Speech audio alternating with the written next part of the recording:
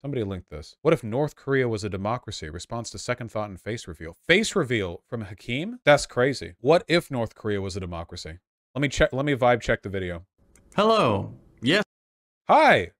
Yes, what you're seeing isn't some figment of your imagination. I am Hakim, a Oh, it is Hakim. Hi, Hakim. white guy from Wisconsin. I'm just very good at doing different voices. That's crazy. It's actually second thought. It's a bit. I thought I'd do a face reveal in order to soothe your spirits before this analysis video. JT very kindly let me out of his basement for this occasion, so make sure to leave a "thanks JT, very cool" in the comments. Alright, all jokes aside, very sick Hakim here with Yeah, the thing that I like about Hakim is that, okay, tankies are retarded, but Hakim as an individual is not, what's the term? Unretarded.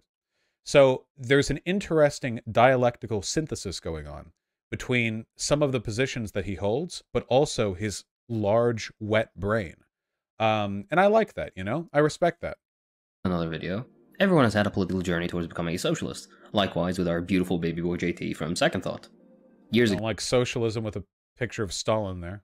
he put out this video, titled What if North Korea Became Democratic? I thought we'd go through it kind of as a case study of all the all-permeating liberalism people are force-fed and forcibly taught throughout their entire lives, and how that results in this form of political analysis. Of course, JT is an absolute Sigma Chad now, and he's kept this video up on his channel to show how all of this stuff can be unlearned and how people can go in a correct political direction. I do apologize for the stuffiness of my voice. Usual side note, there will be a nuanced presentation of the conditions of the DPRK. That doesn't make it a perfect country or whatever other nonsense someone will conceive of in their mind. I don't know why. Man, I don't know how this even comes up. North Korea is like holistically the opposite. If Marx could see a single leftist today defend North Korea, he would fall upon his sword. I cannot imagine. Like, compared to North Korea, Russia is like a perfect proletarian state. It's on every imaginable level. North Korea is the opposite of good. It's so okay. Don't insult your own intelligence or mine and enjoy the sourced information, which is unusual for any DPRK content. Funnily enough, the US and Britain are on the thumbnail, implying that those are democratic countries. In both They're flawed democracies, but they are. countries, you have the choice between a capitalist party or another capitalist party. Private property is an enshrined Yes, a flawed democracy, but they are still democracies because ultimately it is the political will of the people that decides who gets to lead the country. That's democracy. They vote. You know, it's not a perfect democracy. Not saying it is. right that cannot be challenged. We're not talking about personal property here. And funding for political groups is overwhelmingly from the absolute wealthiest, who of course get kickbacks in the forms of votes and resolutions that aid their purposes and interests. Plenty of unelected people have massive influence in both systems, to the point of even determining political outcomes for the vast majority of the population. Second Thought has even made a great video you can check out on this here. Alright, let's jump right in. If you were asked to make a list of oppressive regimes, North Korea would probably be pretty close to the top of the list. Under the iron-fisted leadership of the Kim family, currently Kim Jong-un, North Korea has become something of a bizarre novelty. Ridiculed for their floundering nuclear weapons program, but feared for their zealous hatred of the West and the potential for what their nuclear program could become. Damn, they said liberal JT didn't exist, that he couldn't hurt you.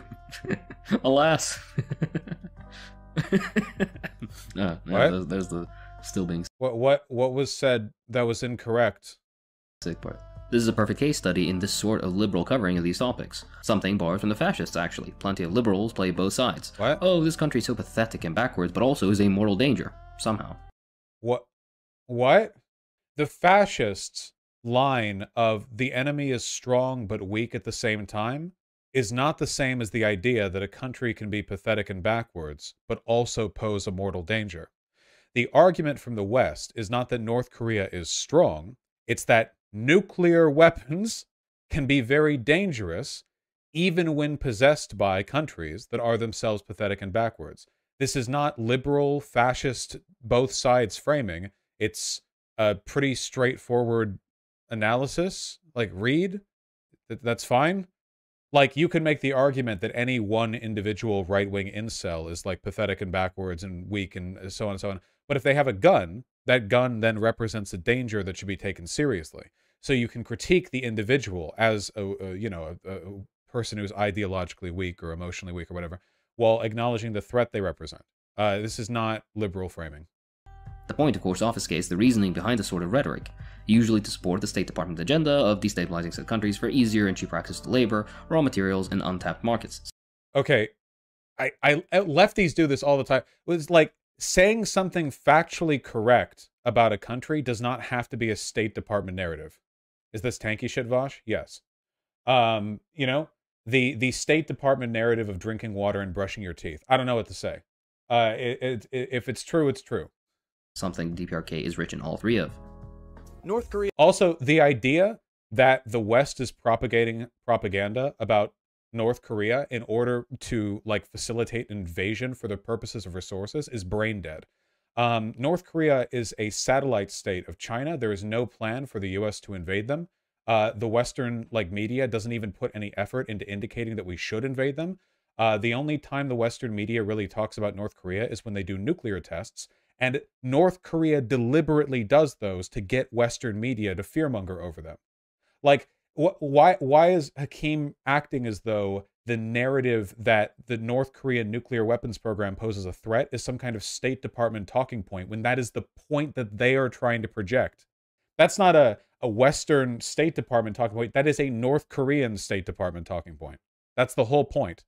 Korea is a desperately poor country. Starvation and malnutrition are commonplace among the citizens. Of course, we know that the malnutrition and starvation issues of the DPRK are long since gone, and were more commonplace in the 90s as a direct result of the aftermath of the legal dissolution of the USSR, as well as crippling sanctions placed on the DPRK with the sole intention of starving them. Now, though, the DPRK has better stats on this than the majority of Asia. Wait, democratic. I see life expectancy, not starvation. The life expectancy went down after the fall of the Soviet Union. It hasn't climbed to levels before. Does the report go into the detail on the stuff he mentioned? It just mentions life expectancy. I'd be interested in hearing on the starvation claim. They're still a desperately poor country. North Korea feeds its people brown rice and potatoes, which keeps you alive but severely malnourishes you. Yeah, isn't the average height in North Korea several inches lower than the average height in South Korea because of malnutrition? That would be like, you could make an argument that, like, life expectancy, this could be like the Soviet line, where it's like, we're good at getting, like, very basic provisions, but anything beyond the absolute bare line minimum, you know? Considering it's a totalitarian government, it wouldn't surprise me if they could at least, like, keep the people alive. I don't know. I'd have to read it more on that, I guess. I know they're still very, very poor. Yeah, how do you even get, like, survey data from North Korea? It's pretty difficult. They're not exactly welcoming of foreigners. Does the fact that every communist country has failed horribly impact your beliefs? No. There never has been a communist country. In fact, the very term is antithetical. And even when compared with countries wealthier and unembargoed. Of course, another liberal favorite is to present certain information while omitting the necessary nuance and context as to serve a singular political take-home message. This stuff really isn't always intentional either, although is with all major private and state outlets in, for example, the US. The poison of liberalism is that it engenders these types of perspectives and approaches as a default, because it's the only things you see. There's a reason critical thinking isn't common. Okay, keep in mind that, again, in the original Second Thought video, he didn't say anything wrong. He said that poverty and malnutrition and hunger are still rife in North Korea, which they are. We're doing a whole bit now. First result. Well, no, you don't understand, okay? This is from the Australian Strategic Policy Institute, which means that it's from the West, which means that anything it says is wrong. Unironically, though, the war in Ukraine probably is going to fuck up North Korea quite a bit, just because it hampers Russia's ability to prop up some of the anti-West global hunger index. Is this the West? Well, that's nice. The line went down. That's probably pretty cool. Prevalence of undernourished in the population, 40%. Prevalence of stunting rate in children under 5 years, 19%. So only 19% of children under 5 years old get stunted in their growth due to malnutrition? Okay. Prevalence of wasting in children under 5 years, under 5 mortality rate. Okay, well, mission accomplished, I guess. Wait, but Western sources are always wrong? True, but he did cite World Bank numbers to begin with, which is also Western. Places in the US, for example. The purpose, though, is to reproduce certain perceptions without the qualifying information. That way, everybody continues to uncritically despise the DPRK, calling for sanctions and even war against an innocent country threatened by American imperialism for nearly a century at this point. This aids in the aforementioned labor, resource... I have just not heard anyone seriously talk about war against North Korea. I don't even hear people talk about sanctions against North Korea. I don't hear people talk about North Korea. The only time North Korea gets attention is when North Korea starts trying to get attention by screaming about their missile program. That's literally all I see. I'm sure there are always some like weird like national security freaks over on WAPO that are talking about how the road to a peaceful world is through the blood of North Koreans or something. I'm sure there are people like that. But in terms of popular discourse, like the only thing I can really compare it to is, do you guys know how hard America was gunning to invade Iraq after 9/11? You have no idea. When this country wants to motivate its people to support a war, when the manufactured consent engine really starts revving, you know when it starts revving. The amount, the hegemony of support for the invasion of Iraq, it was like a tidal wave. It eclipsed everything. The world fucking bowed in the shadow of American pro-Iraq war propaganda. And I just don't hear anything come out about North Korea outside of like, hey, they did a missile test in front of Japan again, and that was pretty mean of them. Which, I mean, yeah, I guess that was kind of mean. I don't know. Markets point. Imperialism 101, consent manufacture 101. But the image the government projects to the world and to its own population is one of peace, freedom, and a glorious future. This is all government-sanctioned propaganda. He's gonna say it's not. Fuck. Of course. Peace, freedom, and a glorious future. Doesn't every country do that? The reality being, though, the DPRK has done fairly well for themselves. Yeah, there we go. This is the biggest lefty cope in the world, man, where it's like, yeah, this miserable, failing, poverty-stricken, despotic, anti-leftist, reactionary piece of shit dirt hole is doing okay because it's being sanctioned, which means that, like, you know, relatively speaking, I've always said the only country I'm willing to give credit to here is Cuba. Cuba is a good example of, like, incredible tenacity in the face of hardship. Sanctioned from America, and after the Soviet Union fell, they kept on chugging. I respect that. Yeah. Yeah, Cuba fucks.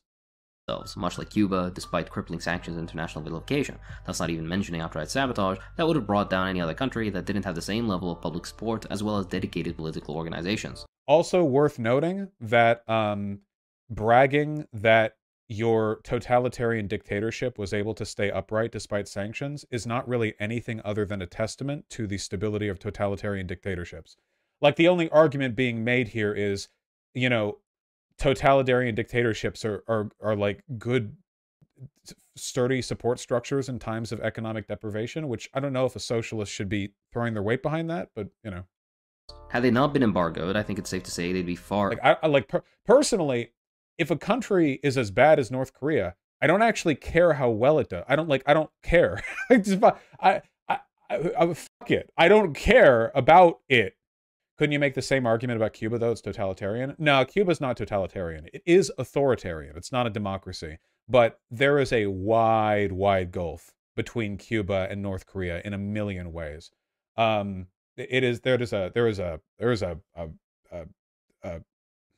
big big wall there. Do you not want its citizens to not starve, though? Of course. If you want the citizens of North Korea to do better, like, statistically speaking, they should have been a part of fucking unified Korea. Whatever you think of the Korean War, man, it would be difficult to imagine that after 40 years of reunification right now, they would be in a worse position than they are. The only reason lefties don't like the idea of a unified Korea under, like, South Korean hegemonic leadership is because they hate the fact that that would mean the US won. In terms of the actual well-being of the people there, though, it would be preferable. Far ahead of the Asian continental, as well as countries of equivalent population and economic development average, which in certain respects they already are. As for... Okay.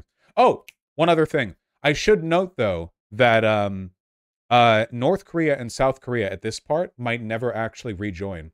Reunification seemed much more likely back in the late 20th century or mid-20th century, because at that time, there were literal, like, families split by the Korean border, like the DMZ. There were literally, like, millions of people with cultural ties to the other side. Now that's not the case. It's been like 70 years, yo. That line, like, the people who know people from the other side are old now. I mean, they're gonna die soon. more and more young people in South Korea, from what I've seen from polling, do not see North Korea as their sister country. It's just a country that happens to share history with them right up there, but they're not like two halves of a whole. Because to the young South Koreans, it's not it's not them. That's not them, you know? He's coping about North Korean development. Ah, yes, the classic. I think I've seen socialists go like, actually, this is a commitment to North Korea's eco-sustainability or something. That's just wrong, Vaush. Sorry, you're straight wrong. No, I've seen this. Hold on. South Korean hope for reunification by generation. I've seen this. It's like a huge, yeah, look at this. 2 generations, 2 different perspectives on Korean reunification.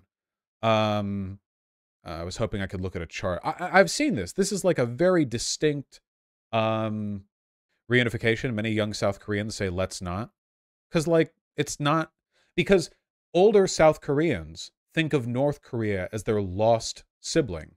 And younger South Koreans think of them as a completely distinct, separate, like, collection of tens of millions of weirdo, reactionary, poor people.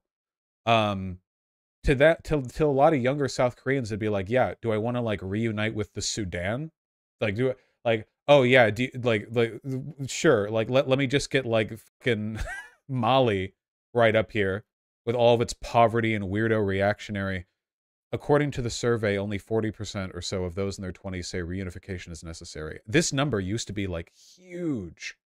Just so you know, he cited the World Bank, but the World Bank just gets its data straight from the DRPK government, says so in their website. Wait, is that true? Wait, or the DPRK government, the World Bank just trusts the North Korean government's self-reporting on life expectancy? Ah, well, this means it's trustworthy because it's actually not Western propaganda. Does it specifically name North Korea here, or would it say like we self-reporting? Self? No? Report? What am I looking for here? What specific... I'm trying to skim. It's just hard to keep people watching when you don't talk for a second. If I ever seem averse to reading while streaming, it's because I know for a fact that if you quietly read something for 30 seconds, people go, I haven't laughed in 31 seconds. The World Bank developed coordinates that would send measures to work group share. Much of the data comes from statistical members in other countries. Clinical data source.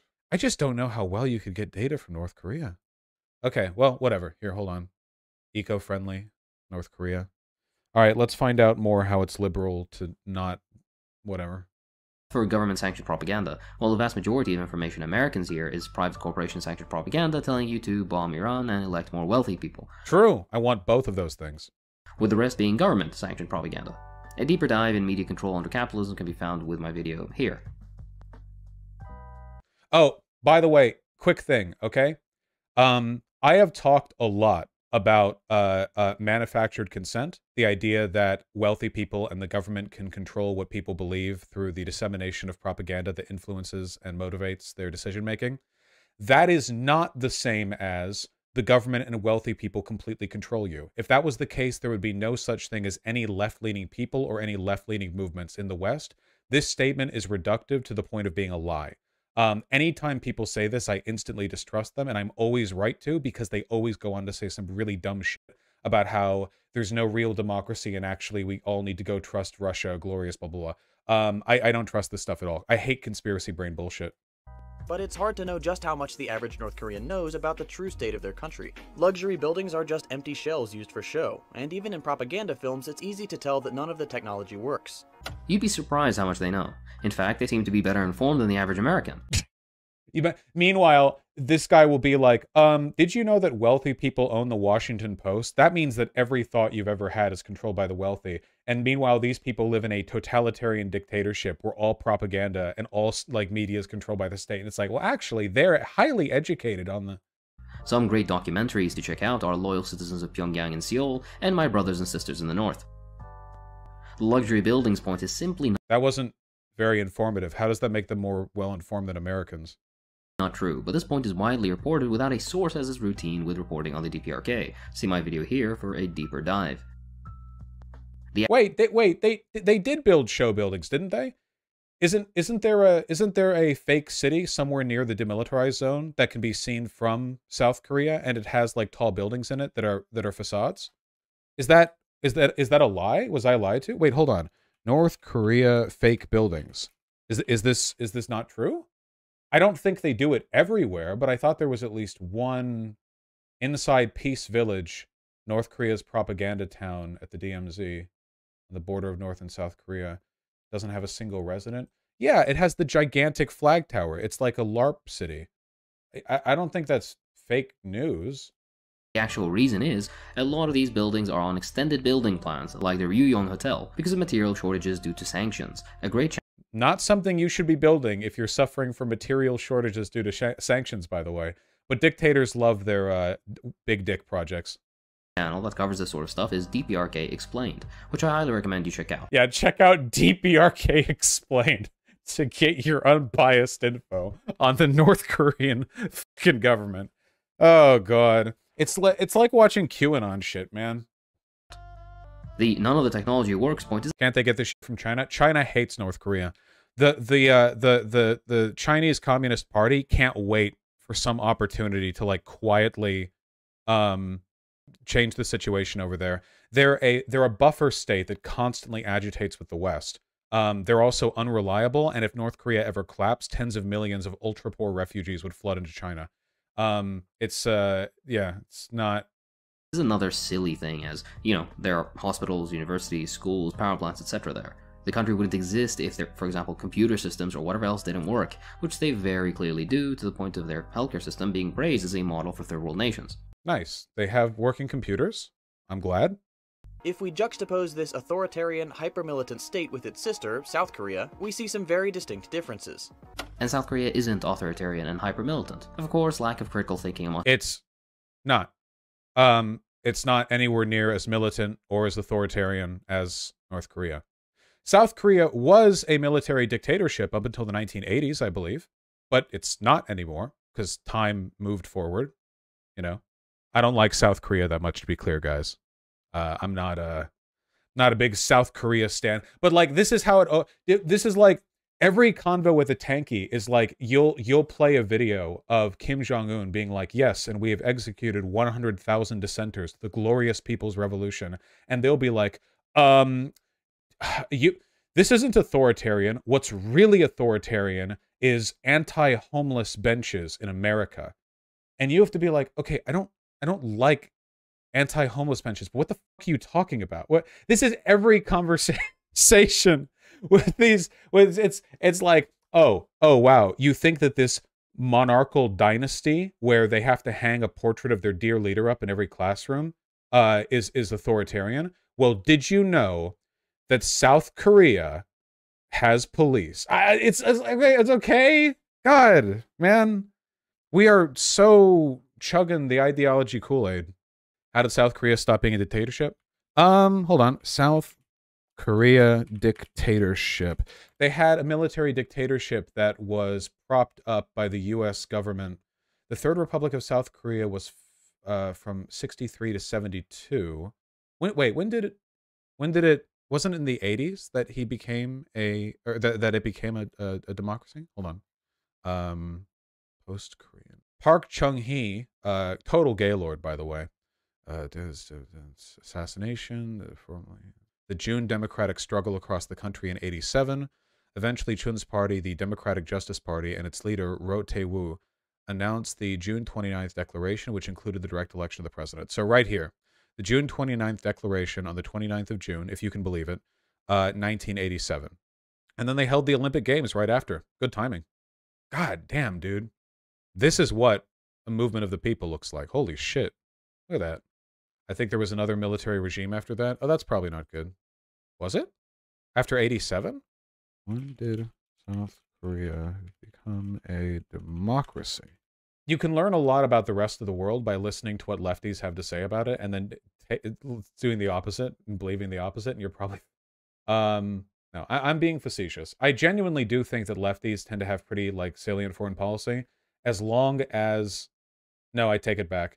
The average leftist has foreign policy takes so fucking bad that you would probably be better off listening to liberals and then stapling on leftist critiques at the right points. If you listen to lefties and foreign policy, you will unironically become like like a champion of the Iranian moral police defense forces or whatever. You like if you listen entirely to leftist foreign policy shit, you will unironically become like an Islamic, like Juche fascist by the end of the year. You have to be careful. It's very bad out there. Listen, just listen to Slavoj Žižek, okay? He's he called for the expansion of NATO like a good leftist. Liberals rears its head again. South Korea started off as a literal fascist puppet dictatorship of the US and that is true. Basically stopped being so last week in the grand. By the way, wait, what? Off as a literal fascist puppet dictatorship of the US and basically stopped being so last week in the grand. They stopped before the fall of the. It's been 35 years. Okay, sure, whatever. Okay. I mean, North Korea is fascist right now. So we're engaging. What is in the dialectical time scheme? Actually, scheme of things, with the transition to democracy being a transition from a fascist dictatorship of capital to a neoliberal dictatorship of capital. So, a democracy. Keep in mind that even Marx and Lenin would talk about liberal democracy. The idea that capitalist societies where wealthy people have a lot of power and influence aren't democracies, even though they're ostensibly democracies, that's just a modern tanky thing. Marx would refer to liberal democracies. You know? Like, so just to be clear, if you go back to like the actual theorists these people claim to read, they will refer to liberal democracies as liberal democracies. It's mostly like a post-Stalinist Russia invention.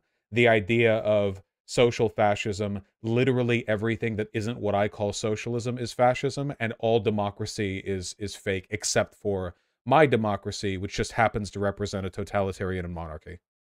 Which conveniently had the daughter of the former fascist dictator as the leader. Almost the entire history of South Korea is mired in massacres and horrific repression of communists, who are basically every pro-democracy demonstrator you see in South Korean history. Leftist organizations, as opposed to North Korea, which is famous for treating dissenters to the government extremely well.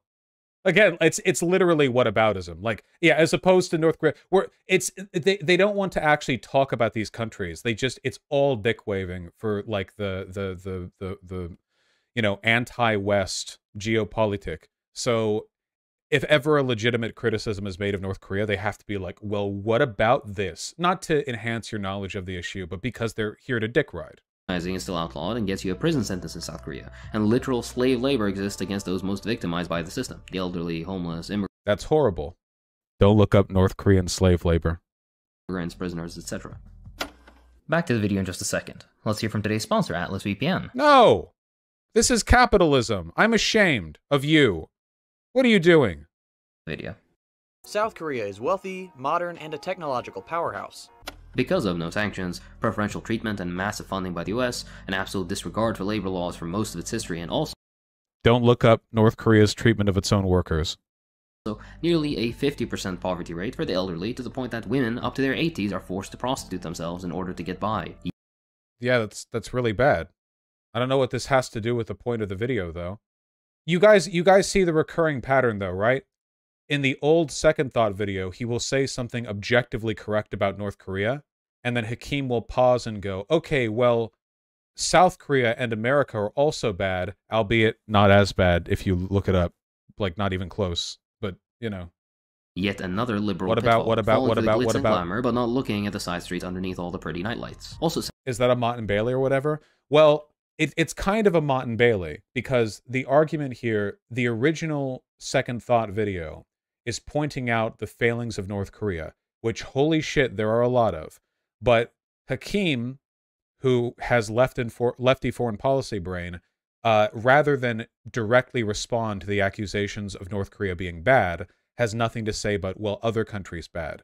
But again, like, you can do this bit if you want. People flee North Korea to try to get a new life in South Korea or wherever else. The opposite does not really happen.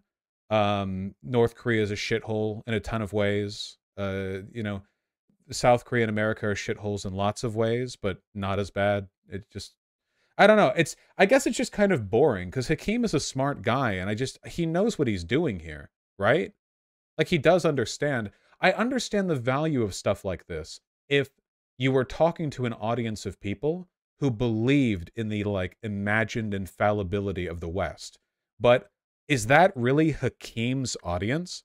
Like Hakim's audience is coming in here and going, ah, yes, I believe that America and South Korea have nothing bad happening in them. Can't wait to watch this video and, oh my God! And their minds are blown. Holy shit! Things are bad here too. I don't think that's his audience, so I don't think that this whataboutism is being done for the benefit of, like, expanding one's perspective. I think it's being done to defend North Korea with dishonest implications that other countries are as bad as it, which they're not. North Korea is pretty bad. All right, let's wrap up this video. Got to talk about Lula as well. Lula.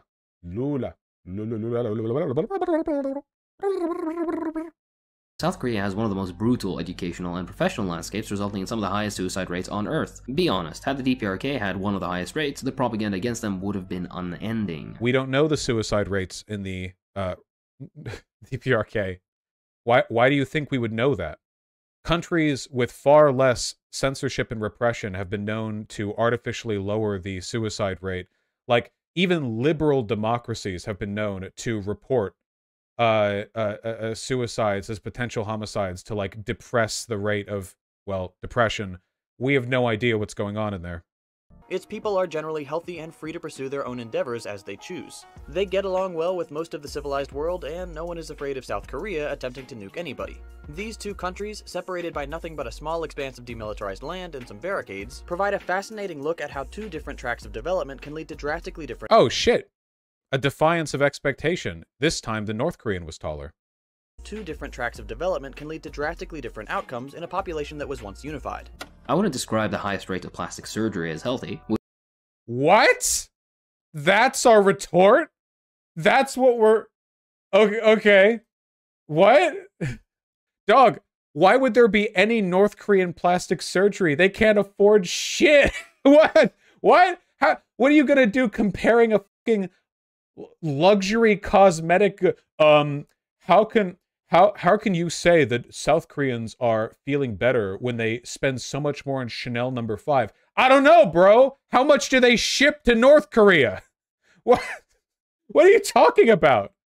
It's such a silly thing. Oh man. Sorry, I have more Western propaganda.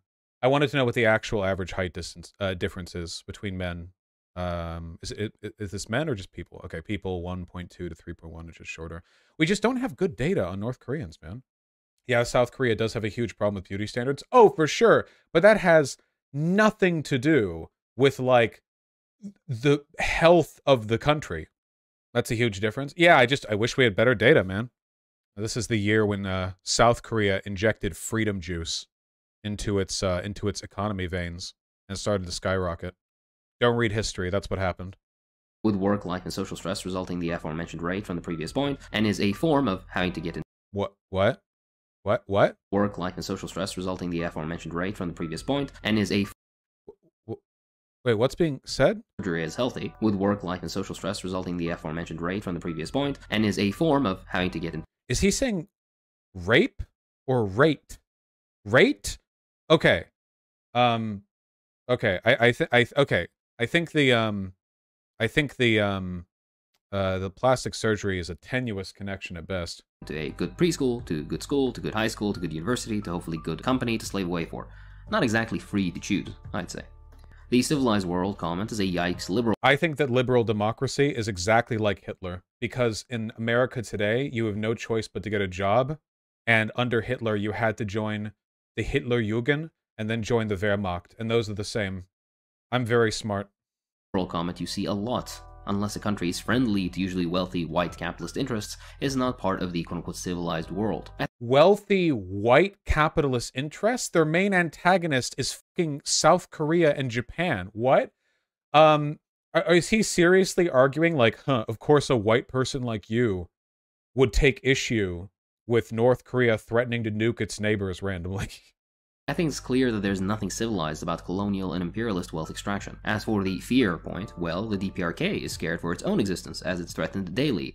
Also, the US would be doing the nuking in that case, as they did before in Japan, and why would we nuke North Korea? Okay.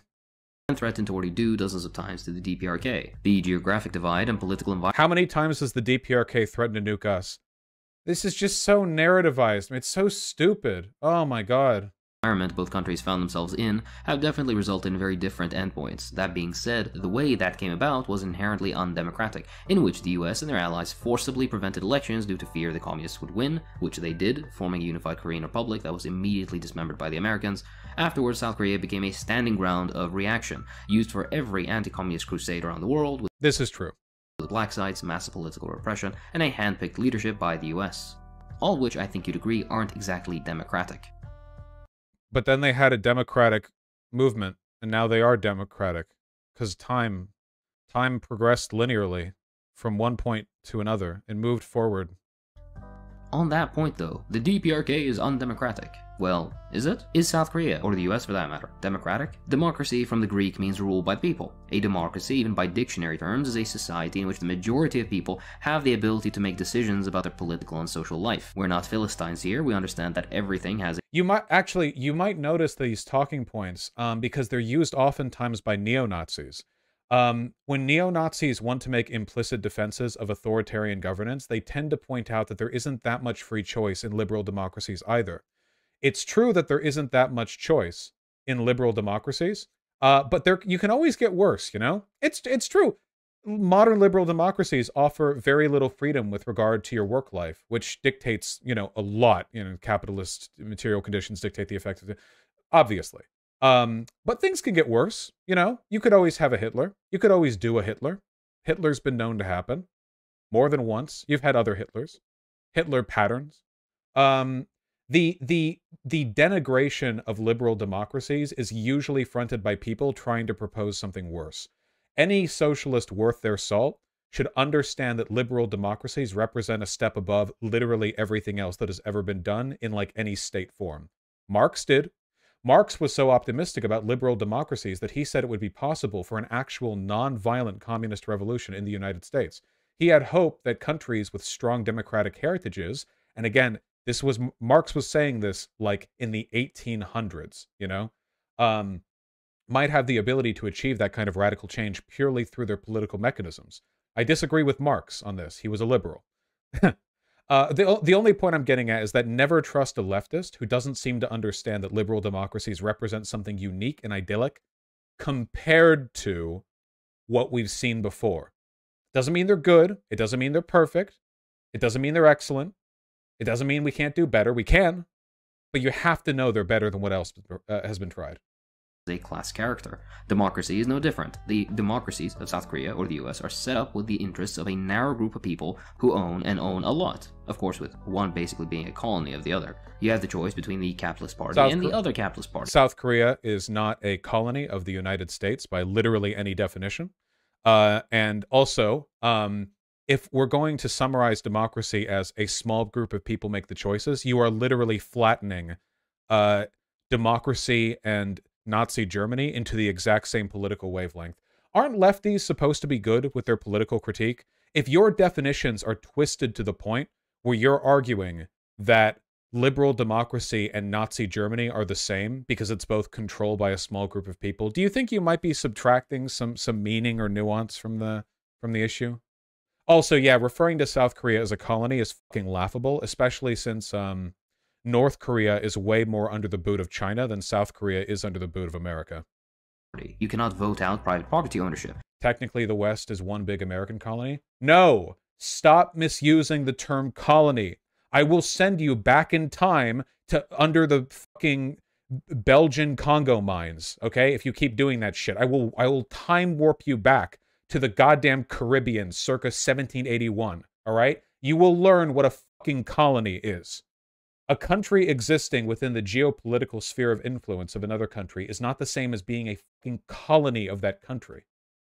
Or wage labor, or markets. Massive donations are made to political groups by that same class to ensure that their interests are the ones being served. Many so-called representatives sit full half-centuries in the same position, and in many levels of government. There are unelected positions that do essentially whatever they want. In some places as well, only a single person is on the ballot. This isn't even mentioning economic democracy, the most important type, as it directly deals with the bulk of your waking day and your material remuneration as part of your work. This democracy is simply non-existent in South Korea or the US, and with that comes all the major uncertainties and anxiety. Guys, reminder that in Mao's China and the Soviet Union and presumably North Korea, there is no kind of democracy in any fashion because the monarchy that controls your government also controls your workplaces. What do you think happens to an obstinate worker who freaks out at their job and doesn't do the responsibilities and goes home does? What do you think happens to them in North Korea exactly? See, here in America, at least, because our government is not literally one-to-one controlled by our corporations, you can have a freak out at your McDonald's job, go home without closing the shift, and be fine. I mean, you lose your job, but the McDonald's does not then send a fucking death squad after you to arrest you for dissent against the state. How wonderful we are to live in a slight improvement over the worst possible situation. Of working in a capitalist firm in a capitalist system. Regardless, and here's the bit that's controversial but shouldn't be, the DPRK has a fairly decently functioning model of proletarian democracy, not too dissimilar from Cuba. If you really are I don't do Cuba like that, man. Skeptical, don't take my word for it, but of the Swiss Interparliamentary Union, which published, amongst other things, the driest possible bulletin and minute report of a 1992 session in the DPRK, which had some Q&A section from parliament members all over the world. For an overview though, the DPRK... Wait, what?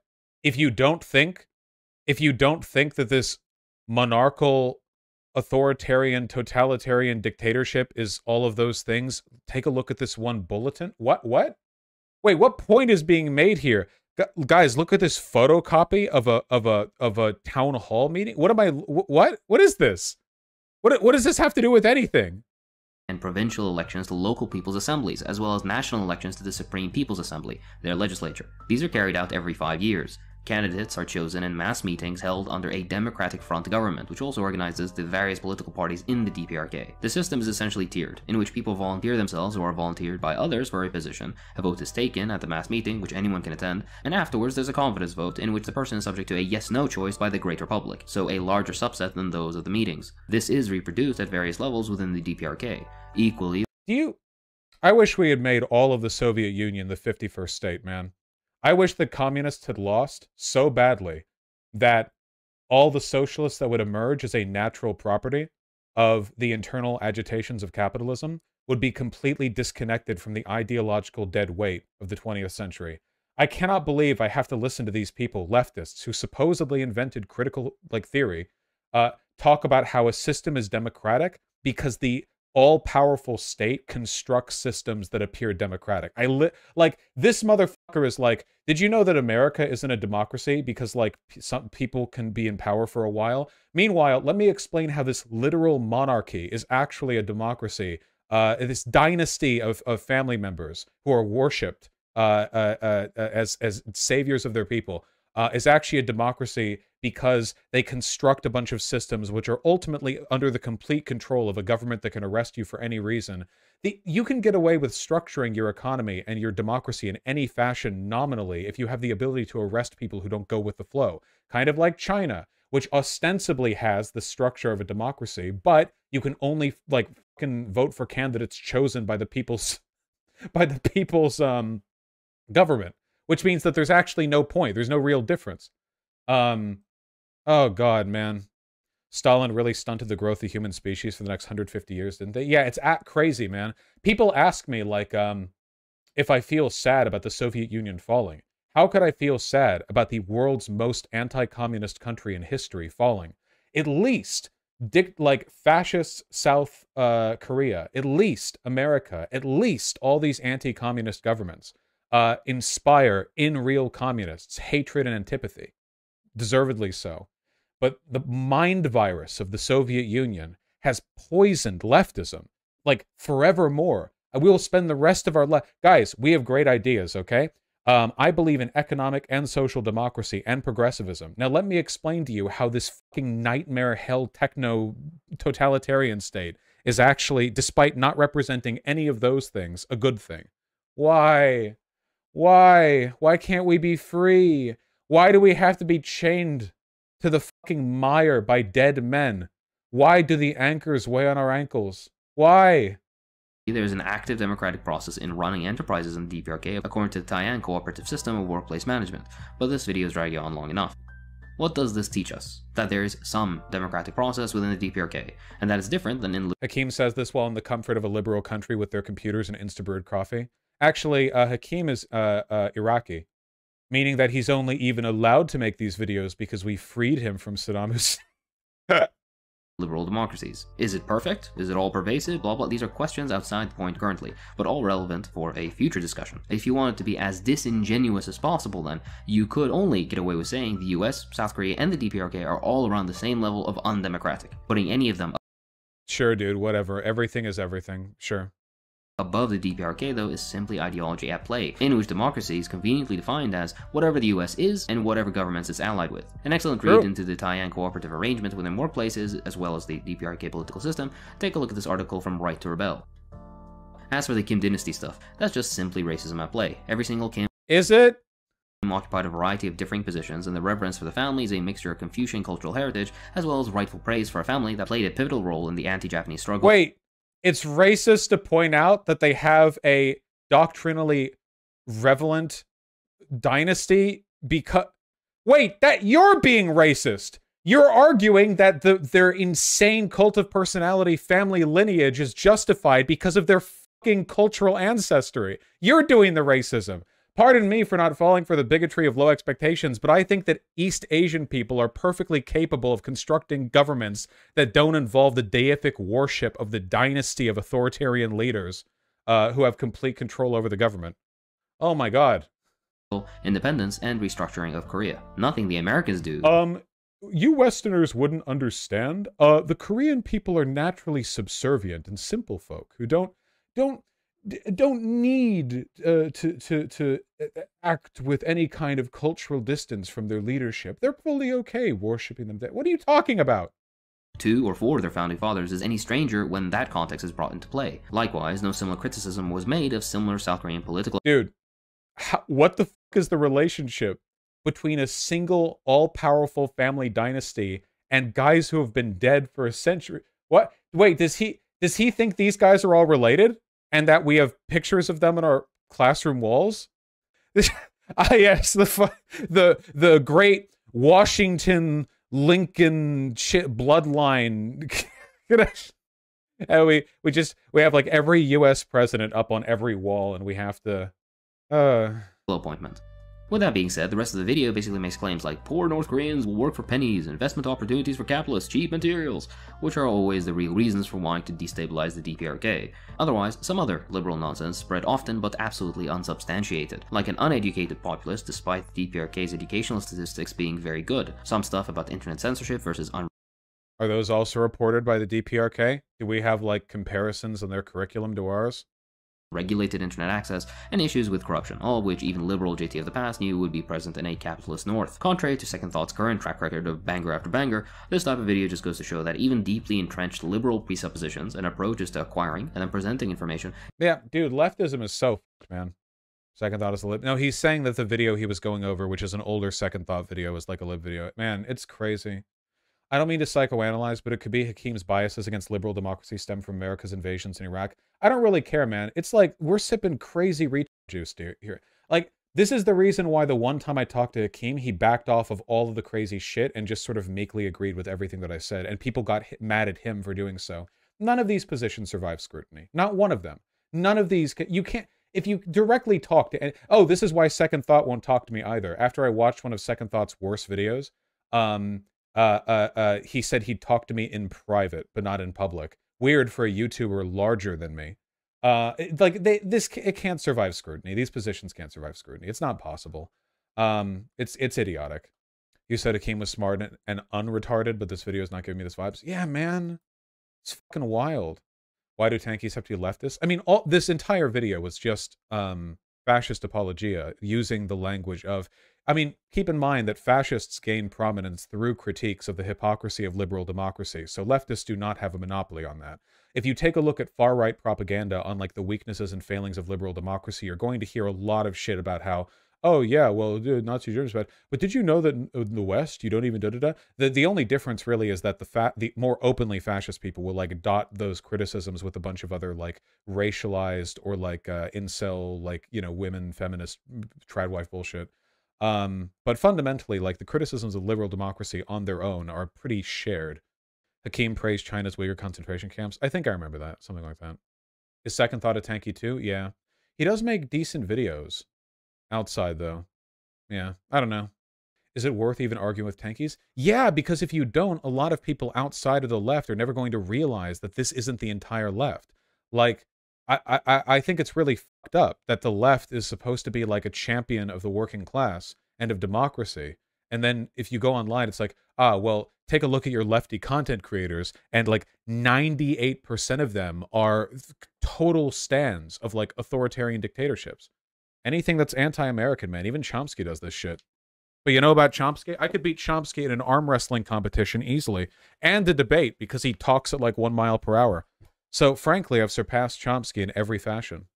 You know, he has more academic citations than me, or basically anyone else in human history. But who reads anymore, I ask you? Mm-hmm. And now you know. Every world map be like no data. Yeah, literally, though. We don't get that. I don't know how you can even make statements on like demographic changes within North Korea when A, the government can say anything that it wants because they don't have outside investigators doing like census reports in their country. It's not like they let people from the World Bank in to do like, you know, like phone like banking or whatever. They're like, yeah, like let me call 8,000 people and generalize some stats based on what I hear.